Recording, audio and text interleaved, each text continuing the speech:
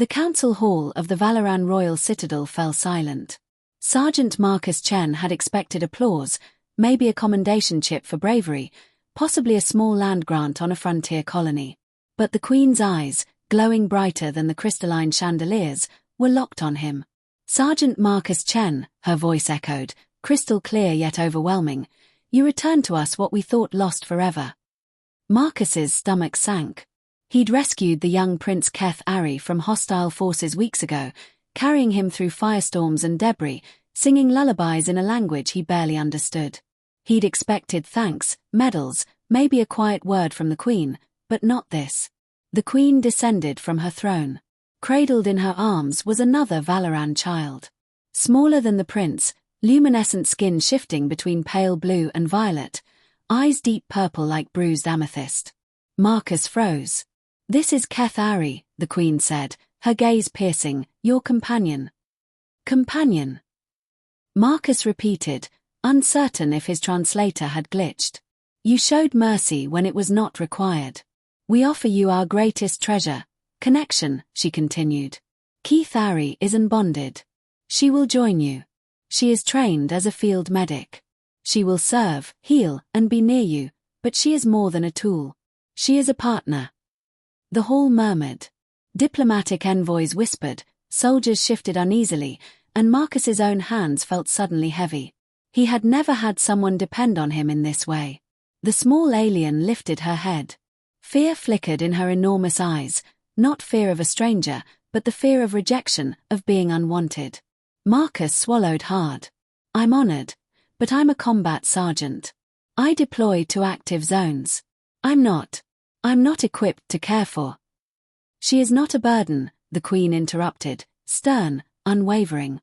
She is a healer. She has saved 47 Valoran lives. Your people call her an orphan. Our translation is imperfect. She is unanchored, adrift. You carry her not because you must, but because your hearts may choose. Marcus looked at her tiny frame, hands delicate yet steady. Memories of carrying the prince flooded back, the nights of shared water, the whispered songs, the warmth of someone trusting him. And now, this small creature, scared and glowing, offered a fragile hope. He extended his hand. Keth Ari stared at it for a long moment before placing her forefingered hand in his. Her bioluminescence pulsed faintly, a soft vibration of cautious hope. Okay, Marcus said. Let's figure this out together. 3 weeks into their companionship, Keth Ari still flinched at his presence. She slept in a corner of his quarters, curled tightly, eating only when he wasn't watching. Communication was minimal, clipped, functional. Marcus felt helpless. You're thinking too loud, Lieutenant Commander Vasquez said, noticing his distracted expression in the mess hall. You've got a face like a funeral. She's new. It takes time. You've trained to kill, Chen, not to heal. Let her discover safety herself. Don't force it. That evening, Marcus didn't speak. He cleaned his weapon in silence, letting the quiet stretch between them. Slowly, Keth emerged, watching him from the shadows. That is a Harken 7, she said softly. Marcus nearly dropped the rifle.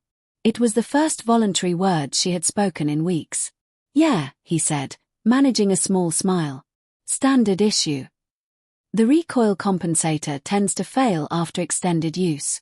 I can modify it for you, she offered. Hesitation, uncertainty, but also initiative. She approached, hands small and precise, adjusting the rifle with a focus that drew Marcus in. By the end of the night, she had curled up at the foot of his bed. Progress, fragile and tentative. 2 weeks later, their first Real test arrived. A border skirmish escalated into a full assault at Outpost Theta 7. Civilian scientists trapped in a research station, enemy forces closing in. Marcus had argued against bringing Keth Ari. She wasn't trained for human combat. I am a combat medic, she said firmly. Danger is my function. Your survival is my purpose. Her resolve startled him. In the firefight, chaos erupted. Marcus took shrapnel to the thigh and collapsed, blood pooling beneath him. Keth Ari moved through the storm like a ghost, hands already on his wound, stabilizing him with astonishing skill. Stupid human, she muttered, hands working with precision. What are you made of? He could barely breathe, caught between awe and pain. She pressed a compound over the wound that burned and cooled simultaneously, sealing the artery. Around them, the corridor was a war zone, plasma fire scorching the air. Yet her hands never trembled. Got it, she said. You will limp, but you will walk. Marcus nodded, overwhelmed. On the evac shuttle, she sat close but not touching, still new to proximity. And yet, for the first time, he felt he wasn't alone. Months passed at Outpost Sentinel. They developed a rhythm. Marcus handled tactical strategy, Keith medical operations. They read each other's silences. A dimming glow meant trauma, a flicker of gold indicated calm. Words weren't always needed. Then the Karani fleet attacked. Bombardment tore through the outpost. 47 personnel trapped in Medical Bay 3. Marcus led the team, Keith at his side, medical kit secured. The corridors were deadly, enemy insects swarming with plasma blades. Marcus lost 2 soldiers in the initial exchange, taking a glancing shoulder wound. Keith sealed it instantly, pulsing a steady gold glow, never flinching. At the medical bay, chaos reigned. Wounded soldiers everywhere, medical staff overwhelmed, the enemy cutting through reinforced doors. Marcus calculated. 1 loss could save 33. Keith's eyes flickered with the plan unspoken. No, he said firmly, grabbing her shoulders. You are not sacrificing yourself. Not today. Her glow flared, frustration and fear mingling. This is my function, she whispered. To preserve life, even at cost. No, he repeated. You are my partner. Not a tool. Not a function. Not a sacrifice. Watch me. Together, they improvised. Keith modified anesthetic gas to incapacitate the enemy while leaving humans and Valorans unconscious. Marcus rigged the delivery system.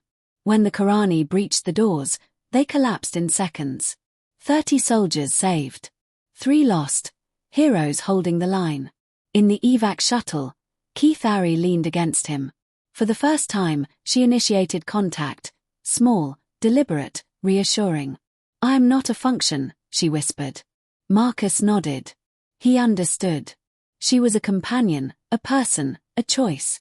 The war dragged on for 8 years. Days, months, battles, losses. Marcus Chen and Keith became inseparable. She handled medical crises with unmatched skill, he directed tactical operations. But between the firefights, they learned to navigate each other's presence. She would hum softly while organizing equipment. He would quietly observe, letting her small golden luminescence warm the quarters. When the Karani launched a sudden bombardment on Outpost Sentinel, the routine was shattered. Lower levels compromised, personnel trapped, corridors ablaze. Marcus and Keith moved as one, instincts honed in blood and fire. Keith's hands moved swiftly, stabilizing soldiers, while Marcus returned fire. They reached the medical bay with 4 combat-ready personnel remaining. Keith assessed the situation instantly. Evacuation through the east corridor connected to a shuttle bay. Suicide run for 1, risk for all. No, Marcus said, gripping her shoulders. You do not decide this. We are partners. Together. Her glow flared in frustration, anger, fear. This is my purpose. My function. No, he repeated. You are more than that. You matter to me. In those moments, Marcus realized something profound. For decades, he had built walls around his heart. 3 failed marriages, endless solitude, accolades without meaning. Keith had broken through, not with force, but by being present, by choosing him daily, even without words. When the mission ended, and Outpost Sentinel burned behind them, she leaned against him. That night, for the first time, they slept close. No fear, no distance, no hierarchy, just 2 beings recognizing each other's worth. Months later, peace arrived unexpectedly. The Karani surrendered. 8 years of warfare ended quietly in a statement. Marcus sat in the barracks, Keith beside him, her hands reorganizing his chaotic gear, a domesticity that felt alien and perfect. Now what? She asked, turning a tactical knife over in her fingers. He considered. 30 years of service, full pension, discharge offered. She had options too, a proper match among her people, a life back in Valoran space. But together, they had found something unexpected. Choice, freedom, and connection. Keith, he said, echoing her words from the throne hall years ago, what do you want? I want to not be alone anymore, she replied, a smile blooming, her luminescence shifting to warm gold. He pulled her close. For the first time, not in danger, not in crisis, just holding her. Yeah, he whispered. I'll have you. The next week, the discharge papers arrived. They signed without hesitation and settled on a quiet colony world, far from conflict. Keith Ari set up a medical practice serving humans and Valorans alike. Marcus consulted for security to stay busy but treasured mornings with her. She would hum Valoran lullabies while making breakfast, her skin pulsing softly at his presence, a gift renewed daily. A year after the war, Marcus asked the question that had lingered since the throne hall.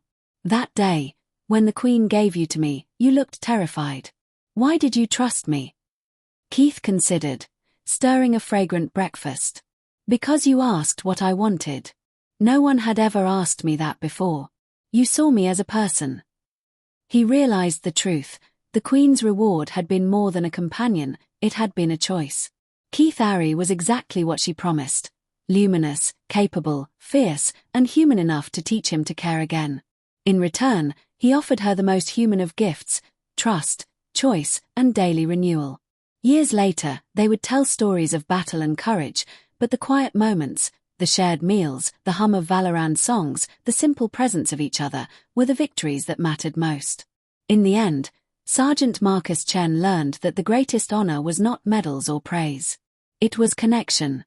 And the smallest, frightened alien he had once carried through fire had shown him how to live, how to choose, and how to be chosen in return.